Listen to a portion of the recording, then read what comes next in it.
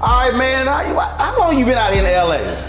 Come on now. I have been here. Well, first I got drafted in 1983. I bought my first place here in Orange County in 1984. I kept that place in 1986, and I bought in Calabasas in 1986, November of 1986. So I've been here almost 40 years. Dang, you ain't check up at Texas? I'm a Texan. Now, don't get me wrong. I'm a Texan. I still have a house in Texas, in my hometown of Sealy. But I do call this home. See, I miss home. I miss home. All my family is there, and I left. So I left Chicago 2004. But I miss home. Well, see, I mean, I miss home, but a lot of my family had passed away. I mean, I think I'm 62 years old now, so my mom is gone, my dad is gone. I got cousins and aunts back there, a few aunts that's left, but mostly cousins. But you know, that's really it. And I don't get a chance to go back that much. I take my kids back, but like I said, I'm a Texan. I mean, I do love Texas, but I'm in California. You were obviously, look, you played. It's always interesting when I have conversations with former players, because I have to remind people that you look at most careers, because you retired at what age? 33. And so you're talking, you've been out. You've been long out. as I played. Well, not as long as you played, from early through the pros. Yeah. And there's a whole life that still has to be lived. And it's always interesting to me how many players are unprepared for that reality. You know, Roland, that's a great question, because I think I was too, in a lot of ways. Because, you know, you play football for so long, it's a regiment. And it kind of can happen abruptly, or it can be a periodic thing. It takes a while, because you kind of get prepared for it. For me, you know, it happened kind of quickly. I had a neck injury, and I had to retire. Was I ready? Yes and no, because I can say, and I hate to say it like this, but man, I loved football. I loved everything about it. The practice, you know, the games, but I hated the BS, the politics. You know, and the sad thing is you'll hear a lot of players say this, especially black players, and white also, people don't get this, is that they make you hate a game that you loved so much. And I mean that. I love football, but the politics and the BS that goes along with it, with the stuff that you see, how they treat players, and I say mostly black players, because the NFL is mostly black, how they treat us, it's disheartening. And it makes you dislike not the game itself, but you know, you look at people who work for teams and work in the league, and they act like they're such big shots. And I'm like, bitch, you don't even know how to put a uniform on. If I took a uniform apart and put it on the ground and said, put this together and put it on, you don't even know how. You don't know what it's like to play in the cold. You don't know what it's like to play hurt. You don't know what it's like to can't sleep at night. You don't know what it's like to have a bad game and you take it home with you. But you want to act like you're such a big shot because you work for the National Football League. You know, I think that bugs a lot of us, and I can say black and white. And the thing is that when we speak out, black people, I just did an interview yesterday talking about this. It's amazing how we're always angry. We're the angry black guy. You don't ever hear the angry white guy, the angry Jewish guy. It's always angry. We talk about slavery, we're angry. We should be angry. I mean, I talk about the Jewish people talking about the Holocaust. They should be angry. But when they're angry, it's okay. But it's not okay for us to be angry. And that, I think I have a real problem with that, you know, because there's a lot of things to me when I think about football that, like I said, I loved it. And I love everything about it, but it's things about the game that you really despise and hate. But see, it comes down to the framing though. So we talk about they see us as angry. Well, that's based upon who's writing the story. Right. And so the reality is the press box looks like the owner's box. There are very few African Americans who are in the press box. And so and I've seen this for numerous years. I remember I was, Dallas Mavericks had a media day, and we were sitting at the table, and a sports writer, he called Allen Iverson a thug because of his cornrows. And I said, so how's he a thug? I said, Cherokee Park's got a mullet. I said, so how's Iverson a thug? And I go, do you know Iverson? Do you know anything about it? I said, so I started jamming. I said, here's what happened. I said, you get with the other white sports writers, and y'all craft a narrative about a particular player, and then now all y'all start writing about it. Most of the sports talk show hosts are white, so y'all start voicing that. So now all of a sudden, you're now controlling the narrative. When I look at it, this is how you can always tell. When I look at NFL films, when you're looking at all of these different shows that they do, and when they're interviewing all these different media people, it's only recently you start seeing a number of African Americans. Right. You'll watch it, and nearly every person, not non-black.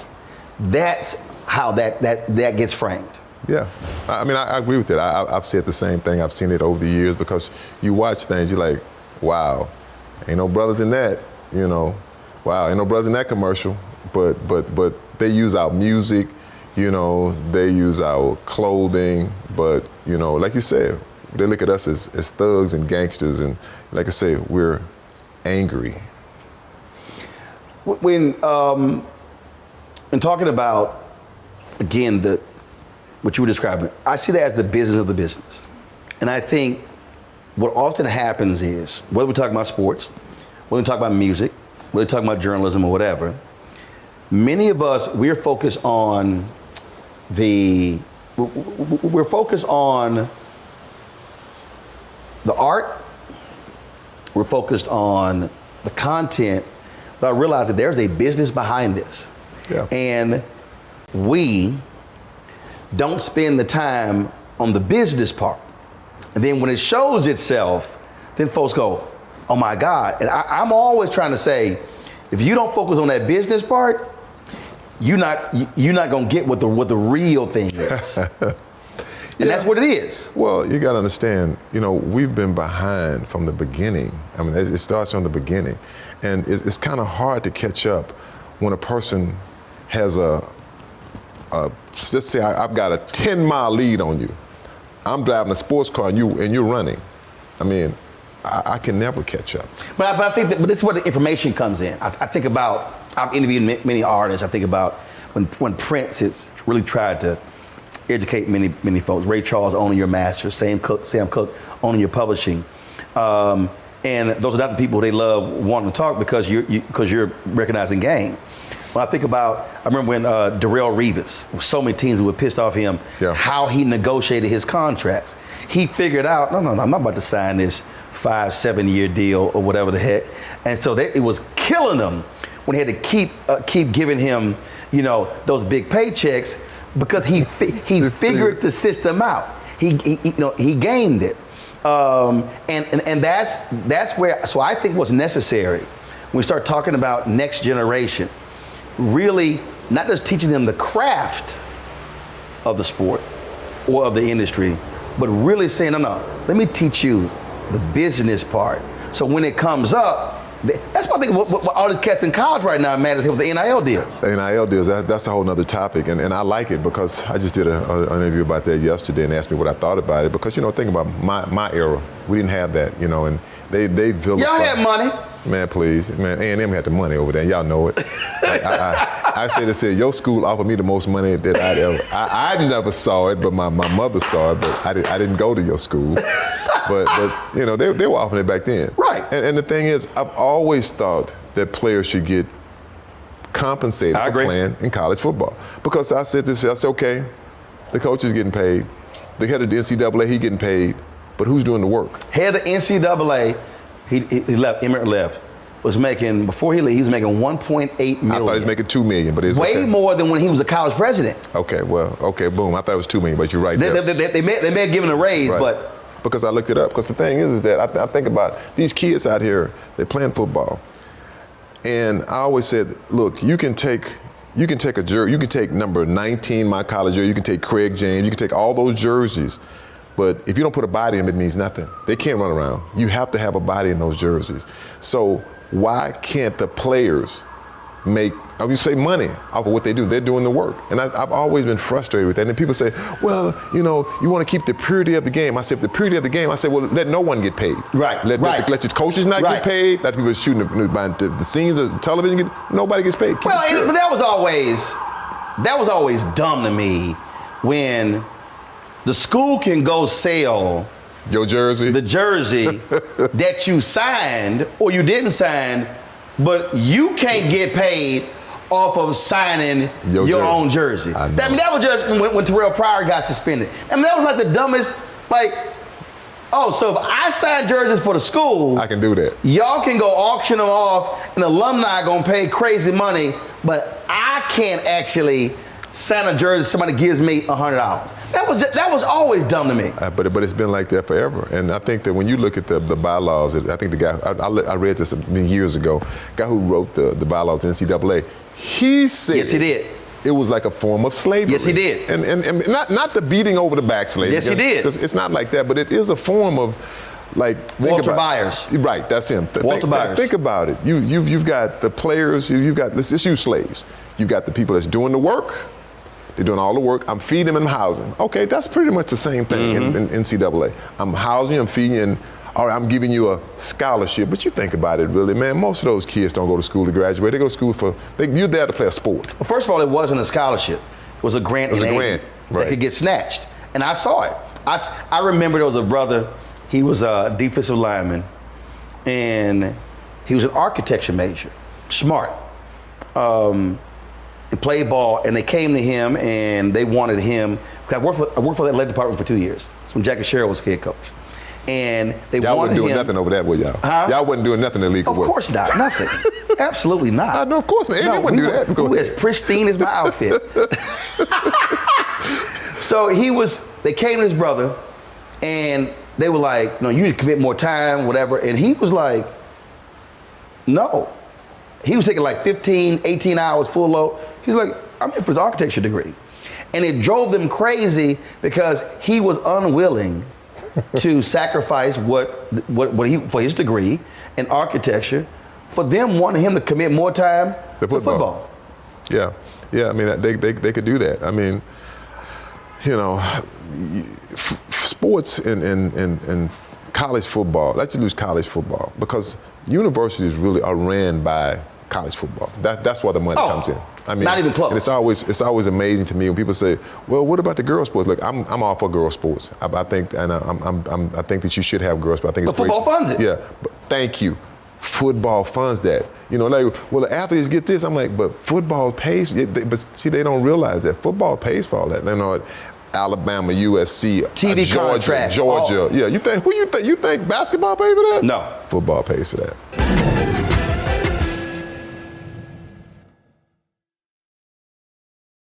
When you talk about blackness and what happens in black culture, we're about covering these things that matter to us, speaking to our issues and concerns. This is a genuine people-powered movement. There's a lot of stuff that we're not getting. You get it, and you spread the word. We wish to plead our own cause.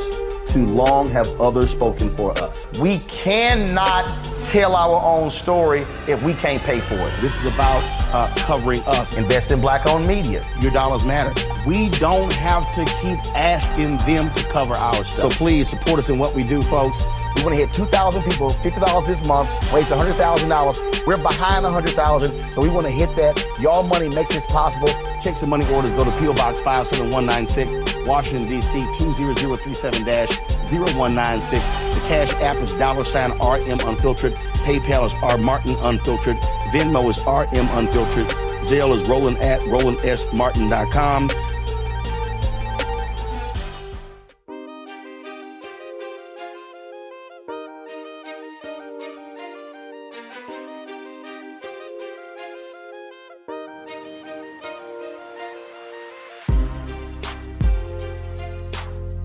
There are very few schools, women's basketball at Tennessee, basketball at Kentucky, but even those places, I remember, look, when the Big East was the most dominant basketball conference. Why did the Big East conference break up? Because of football. Yep. That's what did it. Connecticut. Anybody watching Connecticut football? I know they had a football team. Anybody watching Connecticut football? Yeah, they had a football team. But because they were in the conference, it was a TV contract. And that's why the Big East broke up, because it was the football money. That's what drives it. NFL is the biggest league professionally. College football is what's dominant, and it's all because of TV money. Well, it's always got to television money. I mean, think about the NFL and the contracts they get, for the new contracts. I mean, they're billions of dollars. But the players, I mean, what do we get out of that? I mean, I'm not going to say that I'm against the NFL. I think the NFL is great. I think they've done a lot of good things, but they've done a lot of things that are not so good. I mean, because like you say, it's business. But you know what? I always feel like this. If you just make it fair, I mean, I'm just about fairness. Just make it fair. Don't make it so one-sided. I mean, and you think about the NFL. I think about look at our pensions. We have no health care. Like, I paid my health care when I finished playing. I paid my health care ever since I stopped playing. I mean, think about guys who can pay for their health care. Like right now, you play in the National Football League. You've got health care for 5 years after you retire. Now, you retired 30, 35. You ain't really having no problem when you're 35. Right. What happened when you're 55, 65, and 75? That's where the problems come in. I just feel like that it's a lot of things that could change because they got the money. It's not like they don't have the money. It's just, a guy said this to me about 8 months ago. I was doing an interview about my book. He said, let me ask you a question. He said, you probably know I'm white. He's white, he said. I said, I can tell you white. He said, the NFL is what, 80% black? I say, yeah, 80, 70, 80% black. He said, I'm gonna say this. He said, if the NFL was 80% white, y'all would have a good health care and y'all would have proper pension. I said, well, I know that. He said, I know it too. He said, and everybody else knows it. That's the thing I think that really burns a lot of us up because we know. When I look at when they talk the disability, you saw the guys that sue for disability. You've got 29 players that apply for disability black. All 29 are denied. I mean, then all of a sudden they go get these doctors that they have that they're doctors. But if you pass a guy, oh, now we can't use you. We got to freak out. We can't use you. I mean, it's so much that is, like I say, it's just not fair. Well, you look at baseball. The reality is the reason baseball has the best deals because, one, you had Marvin Miller leading that union. Those players also stuck together. I know they stuck together. Stuck together. But the second piece that people can't ignore is that when you had baseball players who were being paid in the amateur ranks, Class A, AA, AAA, you don't have that in football. So really what you're dealing with, so when those players held out, when they broke the backs of the league, that's what changed it, and all that stuff economically changed. What the NFL did, because of, yes, you're absolutely right, how the system is set up, they front-loaded this thing where they get their TV money at the beginning of the year. So the only way, I mean, literally the only way this system changes is if the players truly commit, and it's hard when you have the shortest careers. You're telling somebody average career 3.5 years. Right. We're gonna sit out a year. That's a year for cats, and they're like, I can't make that money back. You're not talking about guaranteed deals. And they know economically where those players are coming from. Most definitely, yeah. I mean, you said it right, baseball. I looked at the baseball, I looked at the basketball, all their for health care, their for his pension is really good. Multiple $300 million contracts. I know, multiple. I mean, football is not like that. I mean, we have look, and I always say this here, Goodell is making what, $62 million? I'm like, hey, if he makes $62 million, that's cool. But what about the players? Well, that's why they mad as hell with the Deshaun Watson deal, guaranteed $230 million, and that's really why Baltimore is pissed. Don't want to pay Lamar Jackson. Well, and Lamar's like, hey, look, hold up, the way the game works, he getting guaranteed $230. I need to get paid. And that's why when he was injured, I was with him. I ain't playing. I get it 100%. I mean, look, because you only have. Every football player's shelf life. You have so many plays, you have so many hits, you have so many runs, you have so many throws in you, and it's over. You'll be this guy, I mean, I remember when they hated you. They were like, arrogant, Eric Dickerson. But you understood the money game. I was the malcontent. I didn't know what the hell malcontent was. I never heard it. Just all kind of names they called me. Because look, I still have my NFL contract in my house, having a case. It's 4 of them, for my 4-year contract. I got a $600,000 signing bonus. my base salary for that first year was $150. Matter of fact, $150,000. $150,000. That's what I made, $150,000. Now think about it. My signing bonus was a forgivable loan, supposedly. When I got traded to the Colts, they made me pay back my signing bonus to them. I had to give them their $600,000 back. Wow. Yeah, and I was so pissed because I try to be a man of my word. I'm like, fuck you, I'll give you your money back. Even though I know I earned that money, right. I gave them their money back. I gave them their $600,000 back. But yet I was this malcontent. I was a bad guy. I'm about the money. It wasn't about the money. It was about doing right. Because I looked at, because you look at contract. Look at John Elway. John Elway was making $1 million, $800,000. I was making $150. I was doing everything. And I'm like, but yet I got so many letters, you nigga this, all you coons are just play for free and all that kind of stuff. You don't forget that kind of stuff. Right. That stuff is hurtful. And the thing is that, like I say, for me, it was a thing. I think it bothered me, but what really bothered mostly? My mother. That's what really bothered me. Mm-hmm. Because my mother said, Eric, I know what kind of person you are. I know how we raised you. And all the stuff I see them write about you is just so wrong. That's why I never liked reporters. I never liked them guys because the stuff they would write was just so wrong. And again, you weren't talking to maybe who looked like me. Yeah, well, yeah, you're right. I wouldn't talk to people who look like you. And so from that point on, I just was not into reporters. But like I say, and I look back, I'm not angry about it. That was how football was. That's how it was. And it is what it is. I'm glad I played. Because you know what, Roland, it allowed me, even the little money I did make, it allowed me to do things for my mother that I was not going to be able to do. Because, we didn't have. My dad had passed away when I was in high school, and I started making money. I really made some real money at the Colts. That's not made real money. I played almost 5 years and made, the most money I made with the Rams was, I think, $450,000, and that was I played for them almost 5 years. And I played 11 years total. And that's physically what you're giving up in those years. And again, you look at the average career, 3.5 years. Yeah. So you're running back, you're giving up. So I used to crack up laughing when people. I just remember I remember all the comments, just reading it, and his toughness. He keeps running out of bounds.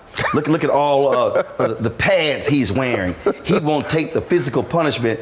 And I remember as I remember watching it going, well, why? That's smart.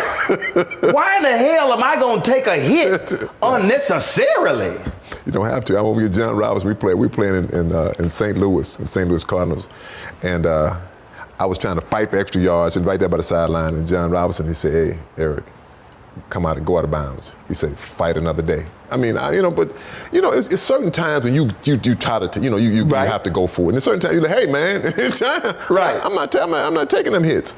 That's how football was. It still is. And I say it again. My mother said this to me all the time as a young black kid, and I didn't get it till later. She said, "Eric, it's different for you. You black." And I'm like, "Mama," she said, "Eric," she said, "I'm telling you." Oh yeah. It's just different for you. And see, for me, again, as a fan who's watching it, again, my whole deal is, well, wait a minute, hold up. So you want me to give all of this. You want me to sacrifice, and we do all this sort of stuff. But then if I hold out, then you mad. Oh, no, when you hold out every day. You negotiating with the networks every day. You switching networks. When NFL went from CBS to Fox, ABC, NBC, when they were Amazon. like, all right, Amazon, and I'm like, and that's why I remember I called into a radio show, and I never listen to these shows. I don't know where in the hell I was. I'm listening to this show, and man, they going on and on and on about somebody holding out. And I called. I said, hold on, let me explain. I said, let me help y'all out. I said, when the Packers won the Super Bowl, Sterling Sharp at the top of his game. Yep. He holds out. And one of the reasons I ain't got no respect for Brett Favre, not the Mississippi stuff with the welfare money, but Brett Favre, who got his money, was like, no, Sterling needs to be in camp. No, damn that. He needed his money. What happened? Sterling held out, got his money, got injured that year, career's over. Over, right. If he doesn't hold out for the money, takes the deal. I remember there was another player. I think he gone from Packers to the Broncos. I can't remember his name. Same thing. I tell people all the time, I got no problem when a guy holds out who says, I am at the peak. If I don't get paid now, I may never get paid. And the fans are sitting here, oh, they say right, this costing us. I'm like, first of all, who's us? You don't own shit. He says costing us. I mean, you're right about that, but man, I'm gonna tell you, you understand, Roland, man, them fans, they take it personal. I mean, they get personal with it, very personal. Yeah, I don't. I can tell you this, I can tell how personal it gets when I was in Indianapolis. And this is one reason, look, I'll say this much, it's some good fans in Indianapolis, it really is. I mean, I'm not taking that away. I mean, there's some really good Colts fans. There were some good Colts fans when I was there. But that place really scarred me in a bad way, where I never go back there. I don't go back there unless I'm asked. It's very, like, I go back there to visit my in-laws because my wife's from Indianapolis, but I don't go back there. Matter of fact, they asked me to come back for something here in the last 2 years. I said, absolutely not. I told them they could take my name out of that ring around because I mean, I don't plan on going back there. Wow. Because I never forgot. It was my last year there. You know, you hang a banner over the rail. You right. hang a banner over the rail. Yeah. And you put, like, you know, we love the Colts. They hung a banner over the rail with a little black baby in an Indian style position, with me, 29, with a stack of watermelons, stack of money, eating fried chicken with big red lips. And they let it hang there for almost like to half. I'll never forget the girl I was dating. We still best friends. I talked to her coming over here. Her name is Holly. And she was at the game. She said, Eric, she said, when I saw that, she said, I broke down and started crying. She said, I could not believe. She said, I didn't understand how you could even play with looking at that up there. I said, you know what? I said, being here, I said, I'll never forget that. I said something to the players, and some of the brothers thought it was funny. I said, motherfucker, that's you. Right. Just change the number. Change the number. Then all of a sudden, man, that's right. I'm like, don't you think that's funny? So for me, I've never, ever forgotten that. I will never forget that. And now I'm gonna say it again. See, they would say, oh, he angry. Am I angry about that? Yes, I'm angry. I did not like that. I still don't like it. I mean, I just think it's uncalled for, and I think it looked at the team, let it hang there. That's what it's me. Would you have let that, if that was Peyton Manning, would you let him hang something with Peyton Manning up there like that? No, that would never happen.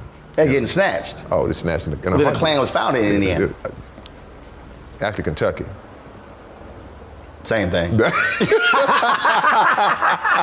I said in there too. I said, no, Kentucky. Same thing. Same thing. But it is, and that's a piece, man, that the perspective that people don't understand when you talk about, and yeah, fans, they get so personal that they want to be all self-invested. But what has happened is, and this is you can call it the brilliance of the NFL. The NFL is a religion. Right. It is, people will cut Sunday services short. For church, to go to game. For football. I know. And so the NFL has replaced religion on Sundays. And the fervor of these folks and how rabid they get and how they act a fool and how they condemn players. And what they've done is, and this is, I've always been against publicly financed stadiums. They have actually convinced these fools to build billion-dollar palaces for billionaires, but let's cut the services for the poor. Sure. And complain about welfare, and I'm like, that damn stadium is the biggest example of welfare.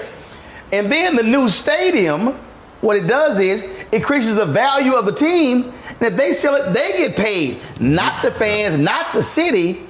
And people act as if, no, that's our team. No, it's not. No, it's not. I mean, I got to give Stan Kroenke credit.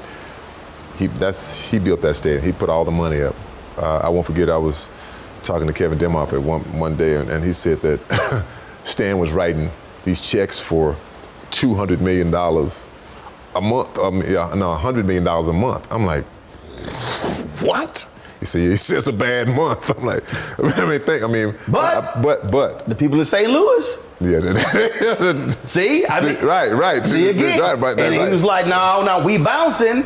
All the money they built the stadium, all that sort of stuff, and that's the piece. So that's why when I hear teams talk about loyalty, I'm like, nah. No. The only loyalty in the NFL is money. Is that money? And I'm like, players, that's why I ain't got no problem when the smart players know how to play the money game. And they should. I mean, look, it's like when you hear a fan berating another player. Because that's funny. I sit there and listen to, he sucks, he's this and that. And I asked him this question. I said, let me ask you a question. I said, he's a bum. He said, yeah, he's not that. I said, how about if that's your son out there? That's your son, and you see the guy sitting next to you calling your son a bum. That's different. I said, oh, that's different now, ain't it? It's different, it's your son. He said, you know, Eric, I never thought about it like that. I said, a lot of them, see, they don't think that, we human. We're not robots. Players are human. We have feelings. I mean, we get hurt by things too. Just like when you play a football game, that's the Super Bowl. Let's use the Super Bowl as the kid that they say, you know, supposedly held the guy. Right. Man, that kid, trust me, that kid. Or the Bengals guy who hit Mahomes out of bounds? Out of bounds. Man, I thought first of all, that was a bullshit call, but that, I mean, man, let me tell you something. You take that with you. I can tell you right now, I can tell you the worst game I ever played in my NFL career. I still remember it. Think about it. Washington Redskins in Washington, playoffs. They beat us 17-9. I had 3 fumbles in that game. Man, I could not hold on to that ball. Man, it was killing me. I mean, do you think I'm trying to fumble the ball? Right. You think it's man, I'm gonna fumble this ball. Man, it was dry. We had 6 turnovers. We barely lost the game. But man, matter of fact, I won't forget, on the plane home, I was in agony. You know, that night, couldn't sleep. So know this much here, I'll tell you, fans, know this. Players, we take that stuff personal. We take a lot of, not just what you say, but we take because the game it's not just a job, man. We love it. I mean, and you know why? We got other guys that's depending on us. Mm-hmm. I mean, just like you got these guys here that you depend on back here behind to do the cameras. I mean, they depend on me. They depend, and I'll let them down. And I've never forgotten, as I say, still to this day, it bothers me.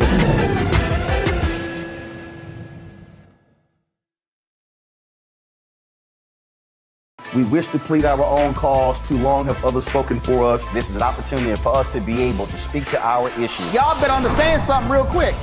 We ain't going nowhere. It is a continual battle that we see all across this country. Revolution will not be televised. The revolution will be streamed. All the momentum we have now, we have to keep this going. He makes sure that our stories are told. Roland Martin's doing this every day. You can't be black-owned media and be scared.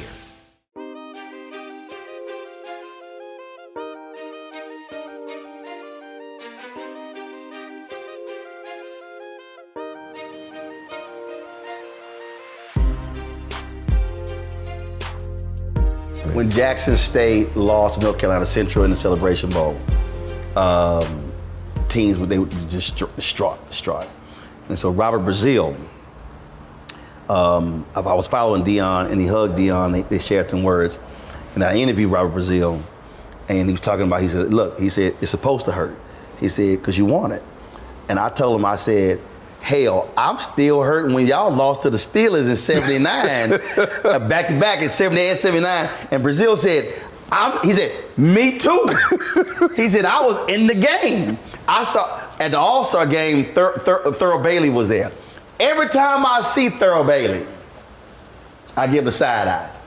And he see me, and I tell him, I'm like, goddamn 1983 NCAA championship, NC State and University of Houston. Oh, dude! If that play came on that TV, I'd turn the channel. You don't forget it. I said. So and again, Elijah Wan comes baseline. Elijah Wan under the basket. Lorenzo Charles comes baseline, and he's blocked up by 2 people, and air ball. Homer catches it, dunks.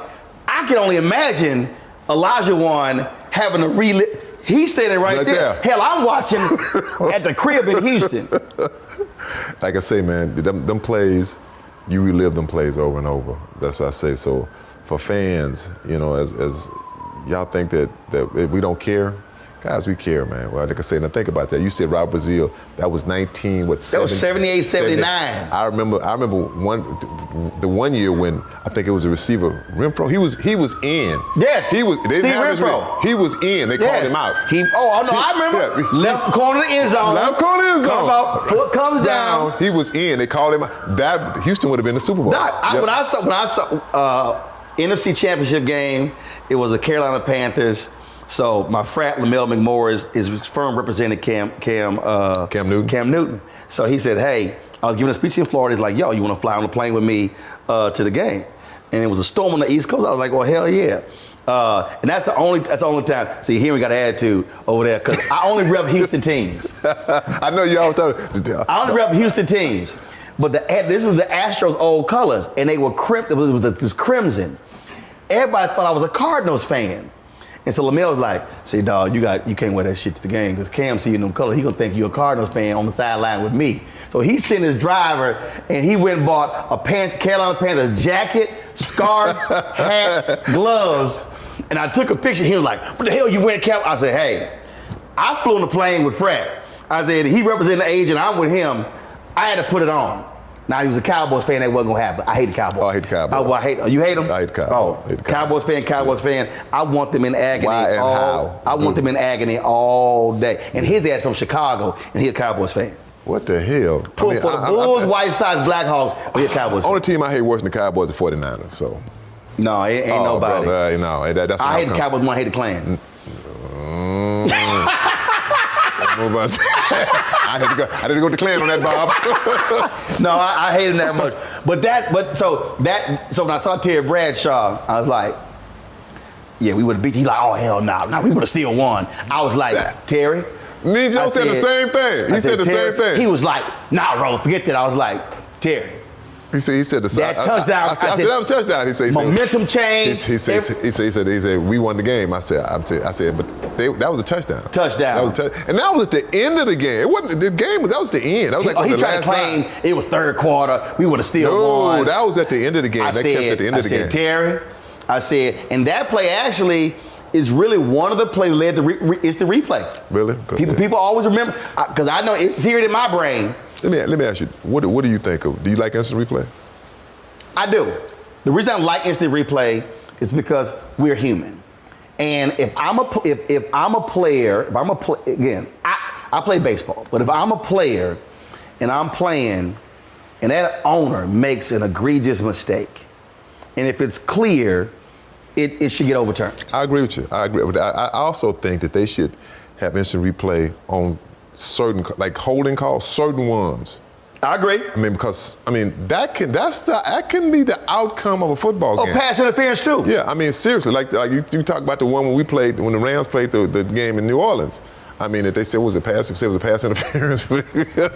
Hey, we got away with it. Right. But, yeah, I mean, I really believe they should look at pass interference. Because again, if it completely alters the game. Again, especially if you're in fourth quarter. Right. That's why I love the NBA when it's in the last few minutes. If it's one of those plays, they'll go back and look. Go back and look at it. And look, now with technology, it's so many cameras now. Ooh. I mean, hell, you got a pylon camera. Oh. You got a sideline camera. You underneath got the pile. You got to see. I'm like, oh, you can see under the piles. So you got cameras in the base on baseball. See that? Yeah. To me, technology allows you to do that. People are like, oh, it slows the game down. Yeah, but man, listen. If that's the difference between winning a Super Bowl and losing one. If it's your team, you want the call. And it ain't no guarantee. Look, Dan Marino made one Super Bowl. Yeah. And they lost. Never got back there. I can imagine getting to that big game and you lose it over a ref's call. Ref's call. And it was blatant. And you like, I never get back again? Nah, I mean, you want it right. So that's how I look at that. I'm with you. I agree with that 100%.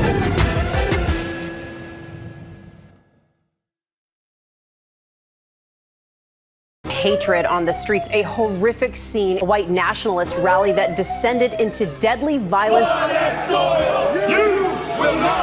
White people are losing their damn minds.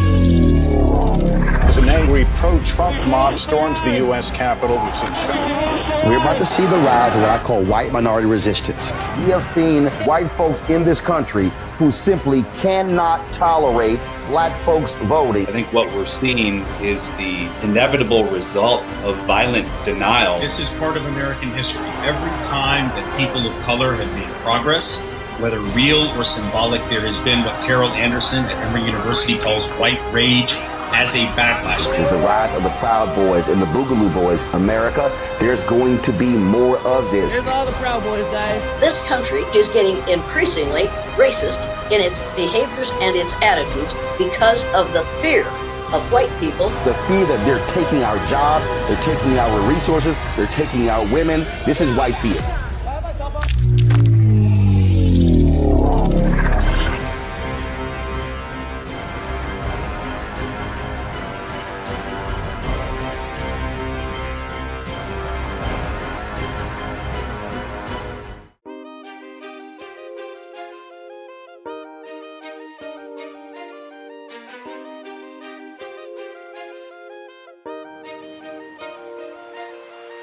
When you talk about being, having conversations, when you talk to the younger players, and trust me, it happens in music and all other fields, cats like, nah, we good. Do they listen? Do they listen? Do they listen when you're talking about how to take care of your body? Spud Webb told me this. He gets to the Hawks, and Moses Malone said, meet me at breakfast tomorrow. So Spud said he goes to breakfast. So he walk in, and Spud trying to sit here and he wanted to order him some pancakes, some eggs. He said he walk in, Mo had this huge plate of fruit. And he said, young fella, sit down. And he said he taught him how to eat. And Spud said he never forgot that. And he said, if you want to last in this league, you got to know how to eat. I'll say this much here. I never had a great diet, still don't. Thank God I'm just genetics. I still work out. I think for some football games, I wouldn't eat anything. I'd have a candy bar, before the game. Wow. Sometimes I eat after the game. Most times I eat after a game. But you know what some young kids do listen to? They will listen to, and you try to tell them about life after football and about playing football when they're in the game. I've had guys ask me, man, tell me, what does it take to be a good pro? And I said, well, one thing is, you got to love your profession and you got to respect your profession. You don't want to hurt your team and hurt yourself. I always say, my mother said, son, when I came to California, she said, don't go out there and embarrass your dad's name. And that was big for me. And that's being a professional.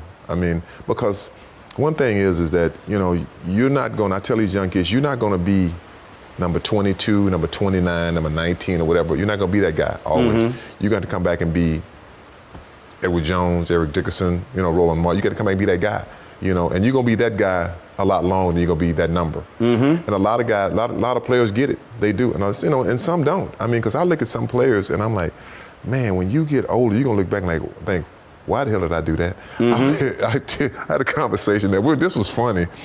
It was the kid that plays, he plays for the Bengals. And I know his agent. And he said, he bought a grill. And he said, man, I bought a grill. The grill was $20,000. I'm like, a grill? I'm like, a barbecue grill? So they started laughing. I'm like, what kind of grill? It costs 20 grand. Talking about a grill to go in your mouth. I said, wait a minute, man. I'm like, holy You man. thought it was a barbecue grill. I'm thinking a barbecue grill. They laughing. I'm like, in your mouth? I said, dog. I said, let me tell you something. I said, you young now. I said, when your ass is older, you're going to think, what the hell did I spend $20,000 to put this grill, these fake teeth in my mouth? I said, remember I told you that. Roland, some guys listen, some guys don't. Some guys think they got it figured out. You got to think like this here. Think when you were 20 years old. You got to go back, because I won't forget my buddy said, man, these guys, they go out, they wreck their cars, they have a Ferrari, and they driving drunk and all that. I say, boom. I say, see, you're thinking like a 60-year-old, because the guy was talking about 60. I said, think like a 22-year-old. You just bought a brand new Ferrari. You don't want no limo. I want to drive my Ferrari. I want the girls to see me in my Ferrari. I said, that's the difference. I said, well, see, you're thinking like an old man, but young guys, they want to do that all that kind of stuff. I was thinking like an old man at 20. Man, you wasn't. Trust me. If you think about that, you got to think. No. You might have, but if you young and you go into a club, you know all the honeys there. Right. You just got you a brand new Ferrari, Porsche, whatever. I got you. You going out the limo, or I want to drive my new Ferrari, my Porsche. So for me, the thinking was, what I'm not about to mess up. You say that now. No. I'm talking about no. When I was 20, I remember we were somewhere, and it's time to bounce. No, dog, I ain't riding with you. Your ass drunk. Now I'm with that. No, I was like, I was always like that. No. Hell no. I need to drive. No, hell no. That ain't happening. Or it was certain cats. All right, man, we have to do this here. Nah, I ain't rolling with you. We ain't. It was because. Here's the deal. I was more scared of getting my ass whooped by my daddy. There you go. Than any police officer. It was like, nah, we ain't gonna act a fool with that. And so I can think back to decisions that there were certain things. Man, let's take a road trip, or you somewhere, and cats who act a fool, who are hot-headed. Because I ain't about to lose my shit because of you. Because you get into a fight, we get into. See, I've always been. I remember I was dating somebody who decided to have some hot checks. So straight up, and cops show up at my dorm. And I'm sitting here, cops show up. And she had come by, and we had broken up, come by, and they come, and I gotta think real quick. You're not gonna do it. We're looking for so-and-so. Calm as hell. I haven't seen him. Have you talked to him? I haven't talked to him. And the fact they showed up at my door means they were tracking. I'm calm. Now I know the law. The dorm is your domicile. They need a warrant to step. They said, can we step into the dorm room? No, you can't. But why not? Because I got somebody else in here and y'all are interrupted. Dude, Eric, I'm calm as hell. Eric, I am calm as hell. I got somebody in here, so y'all are interrupted what I was about to get into. So no, you can't step in. But if I hear, then give me the car or whatever, I was like, gotcha. Man, I closed the door. I was like, you're gonna wait 10 minutes, get the hell out of my dorm. You ain't fucking up my future over your bullshit. Straight up. Waited 10 minutes. I was like, you need to get the hell out of my dorm. My whole deal, I knew where I was going. I wasn't letting no woman, no dude, no frat brother, nobody mess up where I was going. Bro, I was hardcore. I knew. I was like, nah, you ain't messing my shit up. But you know, that's rare. I mean, that's a rarity. I mean, right. all of us have made bad decisions. Absolutely. Bad decisions. I mean, all of us have. I mean, and you said one thing that's true, is that my daddy or my mama, see, it was my mom. I mean, my dad had passed away when I was 17. That was the best man I ever knew, was my father. Yeah. I mean, I wish I could be more like him. That upbringing, because, matter of fact, this was a couple of years ago. This was when Adrian Peterson had his issue with his son. Yep, his son. And so I was on a radio show, and the guy asked me about it, about disciplining kids. I said, well, I'm gonna say this to you. I said, I believe in discipline. I said, I spank my kids. I don't beat my kids, but I spank my kids. I spank my kids. I do. I spanked my kids before. I said, I'll say this much. I said, think about it like this. My son, let's say my son is he's little now. I said, but one day when he gets, say, 14 or 15 years old, I say he shows up at your house and he sticks a gun in your mouth, and the first thing he'll say, where's the daddy and the mom? Where's the daddy at? I said, oh no, this is the kid you say don't discipline. I said, no, that's him. Boom. Probably about 2 weeks later, I get a letter in the mail. My wife called me. She said, Eric, I want to tell you something. She said, you did the radio interview about disciplining the kids? I said, yeah. Some guy wrote you a letter and said that he's going to report you to the Calabasas Police Department because you say you spank your kids, that you beat your kids. I said, do you put a number on there? She said, I said, give me that motherfucker's number. She said, no, I said, give me his fucking number. She wouldn't give me the number. I said, I'm gonna call this motherfucker. Right. I said, first of all, I was so pissed. And I'm like, how are you gonna tell me how to raise my kids? I know one thing. No parent is the greatest parent of all. Right. Nobody is. But everybody has their own ways of raising their kids. I don't beat my kids. If I spank my kids, I explain to them why I did it. Right. I don't want to just be whooping them for the hell of it. So we got the ass whoop. I'm whooping your ass cause you lied. Right. You know, and that's it. I mean, I just believe in in today's age, man. Kids, I told my kids this when they were young. I told my daughter when she was probably 10. She's probably 10 or 11. I said, let me tell you something, because my wife, she's mixed, she's white. I said, let me tell you something. You ain't like these white kids. I say, if you ever call the police on me, I said, I'll be whooping your ass. I said, know this, you ain't coming back here. You going to stay somewhere else. I said, if I didn't down with your grandmother, you ain't coming back here. I said, you get that? I understand. I said, I'm just letting you know right now. Thea Vidal, a comedian, had a joke. She said, kid said, Mommy, are you aware that if you hit us, we can call a cop? She said, bitch, you gotta get to the phone. She said, you gotta get to the phone. That's true. There you go. But yeah, I mean, you know, and it's how you raise your children. I mean, you know, black parents are different from white parents. I mean, they are. I mean, like, little Joey, don't do that, little Joey. My mom be like, you bring your black ass here. I mean, I won't forget, you probably did it too. Sitting in church, I'm sitting in church, got Enrique Cloud. We back there laughing and cutting up. My mom was in the choir. He said, look at your mama. Look at your mama. Better free. I'm laughing, and the next thing I know, you know, to go to put the money on it, she coming toward me. And I said, here come your mama.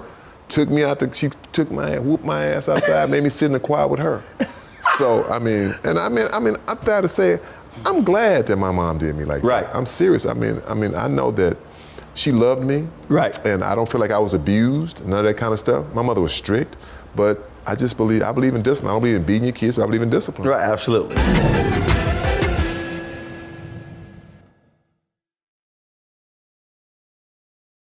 Folks, Black Star Network is here. I'm real revolutionary right now. Support this man, Black Media. He makes sure that our stories are told. Thank you for being the voice of Black America, Roland. Stay black. I love y'all. All momentum we have now, we have to keep this going. The video looks phenomenal. See, this difference between Black Star Network and black-owned media and something like CNN. You can't be black-owned media and be scared. It's time to be smart. Bring your eyeballs home. You dig?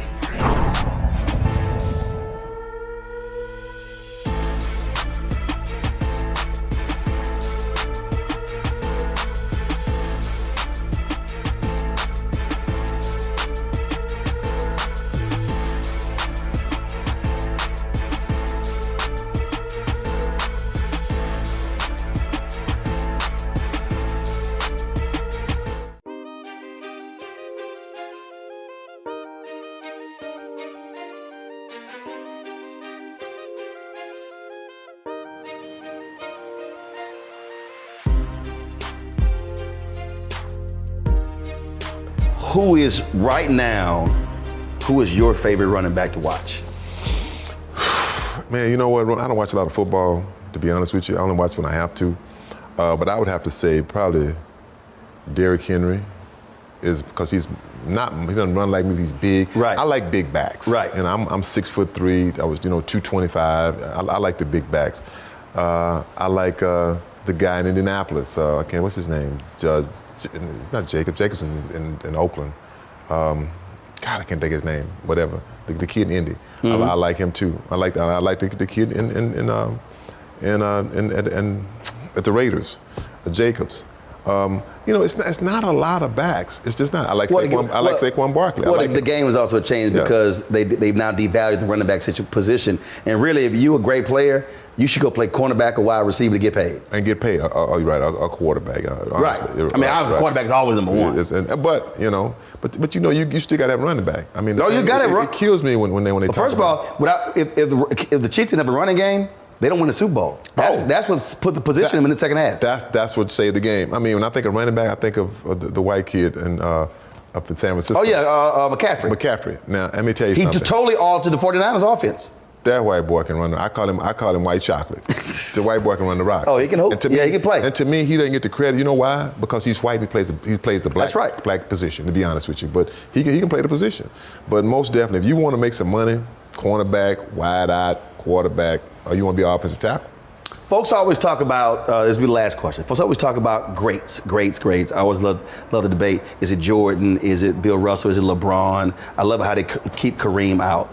So let's just say, when we remove you from it, who do you see as the greatest NFL running back? There's no such person as the greatest. No such person. It's who you like, who you saw play. That's what it comes down to. But let's say you didn't see Jim Brown play. I didn't see Jim Brown play. But do I think Jim is one of the greatest? Most definitely. There's no doubt. I mean, because the era he played in, and Jim's a friend of mine. I mean, I just went to see Jim last week. The era he played in, the things he did back then, and the amount of time he did, I mean, no one has ever done that. Yep. To me, I mean, the guy I grew up watching, the guy that made me want to play running back was OJ. I mean, that's the guy that I watched play. And so me watching Earl Campbell. See, and I was going to say, people forget about Earl Campbell. Absolutely. I was going to come in. Jim Brown actually said, number one person right behind him, he said Earl Campbell. People forget about how great Earl was. I mean, man, you remember the hit that him and Isaiah? Oh, yes. Wow. Put that chest in his head and blew that boy backwards. Man, yeah, I mean, it's so many great backs that I just got to say, it's who you like, who you saw play. That's it. I got you. Yep. And you're right. I always keep myself out. I'll never put myself in that. I mean, I don't do that. All right, Doc. All right, brother. Enjoyed it. Good talking to you, man. Yes, sir. Appreciate it. Okay, brother.